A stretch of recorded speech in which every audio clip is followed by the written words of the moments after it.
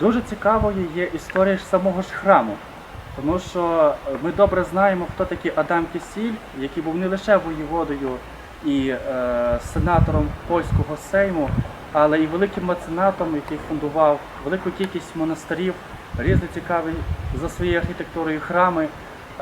Він, власне, був ініціатором разом з Петром Могилою відкриття Києво-Могилянської академії. І, власне, в селі Низькиничі, де він в більшості провів своє життя, він будує цю цікаву обитель православної віри в 1643 році. Храм пережив своєрідні такі певні проміжки часу, тобто має свою власну періодизацію. Храм спочатку був збудований як православний, згідно фундашового запису. В ньому перебувало 13 монахів, які проводили тут богослужіння. Згодом, після смерті Адама Кисіля в 1653 році, храм поступово переходить до рук іншої родини Довгял-Царинів, які з 1690 року намагаються перевести цей храм у греко-аніатську віру. Це їм, правда, вдалося на початку 18 століття. В 1703 році храм вже згадується як греко-уніатський.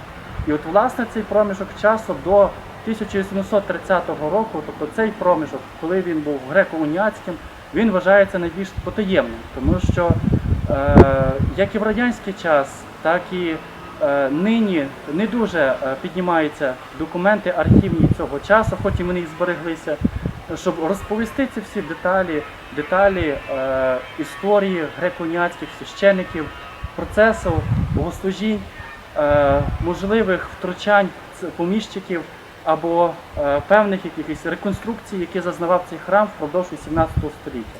Один із цих цікавих потаємних сюжетів має бароковий іконостас, царські ворота яких зберігаються у Новолинському міському історичному музеї. Храм знаходився в греко-уніатській вірі до 1830 року, до польського повстання. Після цього повстання храм спочатку був приписний до села Калосів, а згодом його повністю відновили в повноцінній мірі, як такого. І тут практично просто було звичайним приходським місцем богослужінь. І в 1998 році тут було відновлено знову чернече життя у православній вірі. Тепер ми бачимо це гарне, спокійне місце, де ми можемо відпочити душевно, де ми можемо побути з Богом, помолитися і відчути оцю минувшину. Це велику історію, яка пов'язана з Адамом Кисілем і його спадщиною, яка відобразилася у цій кам'яній обителі.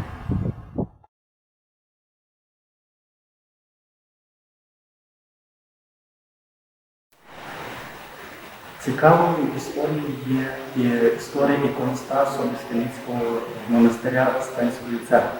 Адже ми добре знаємо про історію самого храму, але з окремих його об'єктів досить мало. І ось іконостас, він вважається дуже високої мистецької якості, який був раніше, тому що ми зараз бачимо тут зовсім інший сучасний вигляд, мав свої особливості. Так?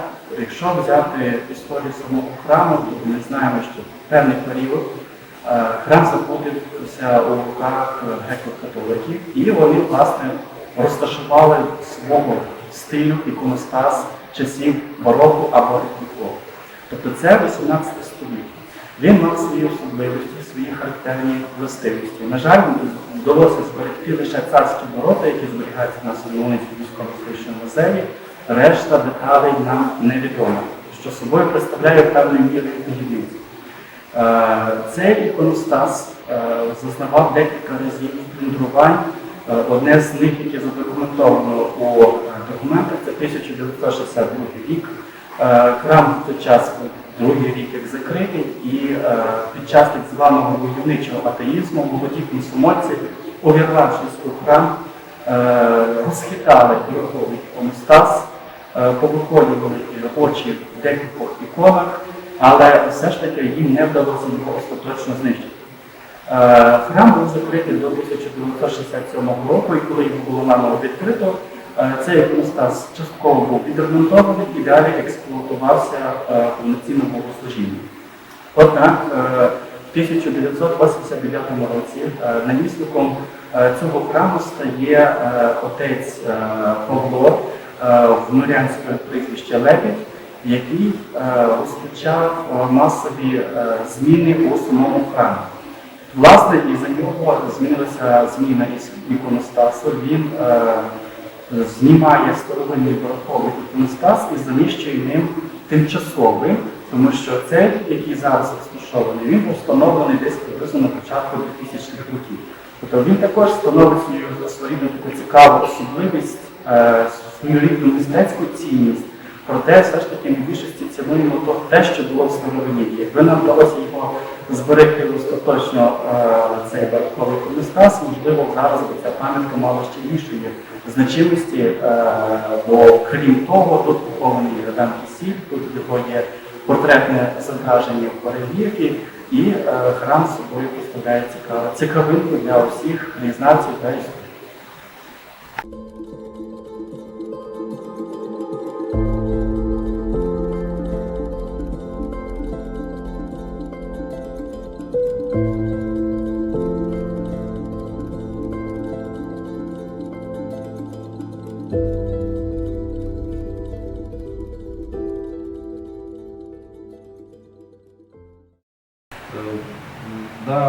На реставрацію поступили фрагменти царських врат з Нискінецького Успенського монастиря в селі Нискіничі біля Новолинська, Луцький, Волинський області.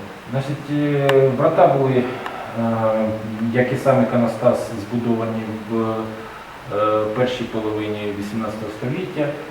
В стилі рококо. Цей стиль тоді набув такої популярності в Європі і так само розповсюдився на українських землях. Є припущення, що після дослідження, після ретельних дослідження архівних матеріалів, є припущення, що цей іконостас був створений в Жовкві, де існувала на той час досить потужна школа іконопису, школа різьблення, золочення. І до того ж, собственно, Нискіничі знаходяться в такій географічній недалекій відстані від Жовкви. Значить, самі врата були, от цього іконостасу залишились на цей час лише врата. І то в фрагментарному стані. Найбільше збереглася ліва створка, яка може експонуватися навіть в вертикальному стані. Інші фрагменти, вони поки що знаходяться в такому досить руйнівному стані і над ними проводиться консервація. Значить, по дослідженню цих врат, по першим зондажам було виявлено, що орнаментальна частина була перемальована, перефарбована бронзовою фарбою, імітуючою золото, 2 рази, і вкрита лавсановою типографською плівкою, такою імітуючою золото, теж 1 раз. Після того, як було видалено нашарування фарби, нашарування покривної плівки, виявилось, що самі врата, декоративна їх частина була позолочена сусальним золотом. Це добре видно на таких от фрагментах і на обрамленні на картушах медальйонів. А також, очевидно, в цілях економії матеріалів, такі крупні фрагменти іконостасу були покриті сусальним сріблом і підсвічені жовтим лаком, який досить вдало імітував позолоту. Значить, стан цих врат був досить жалюгідний, було значне ураження жуком-точильником, було замакання, намакання, і того древесина вже була досить трухлява і навіть нагадувала поролон. Були проведені консерваційні заходи, древесина була насичена клеєм, видалені пізніші домалювання, і в даний час більша частина іконостасу вже має такий досить, може бути експонована на даний момент. Щодо живопису, медальйони були перемальовані двічі. Очевидно, це було зроблено в 19 столітті і в середині 20 століття. Все це було зроблено із-за того, що дуже поганий був стан, вже з часом стан живопису, багаточисельні втрати, загрози втрат живопису і ґрунту. Того просто, як в ті часи робили, просто поновляли, перемальовували. Я зробив зондаж, пробну розчистку. Виявилось, що фон був перемальований двічі, одежі, ліки були перемальовані один раз. То я провів розчистку, видалення пізніших шарів живопису, і нам відкрилось чудові взірці живопису середини 18 століття, такі перлинки по кольору, дуже ніжні, які абсолютно співпадають по стилю, по колориту, по манері з декором царських врат. Більше того, наприклад, дуже вольно було перемалювання. Наприклад, Євангеліст Іоанн, він як традиційно зображується як такий молодий чоловік, такий тендітний, але в перемальованому варіанті це був вже такий сивий, бородатий, літня людина сива бородата.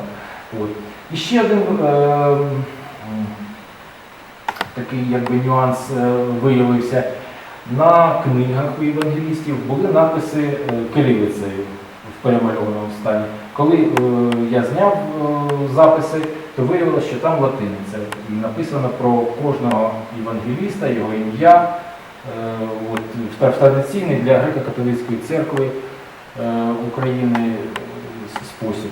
Тобто ці врата були замовлені в монастирі в ті часи, коли він належав греко-католицькій церкві, і зроблені в стилі, манері, в стилі, по духу, як європейський католицький живопис першої половини 18 століття. Тим вони і цікаві, тим вони і важливі для нашого краю.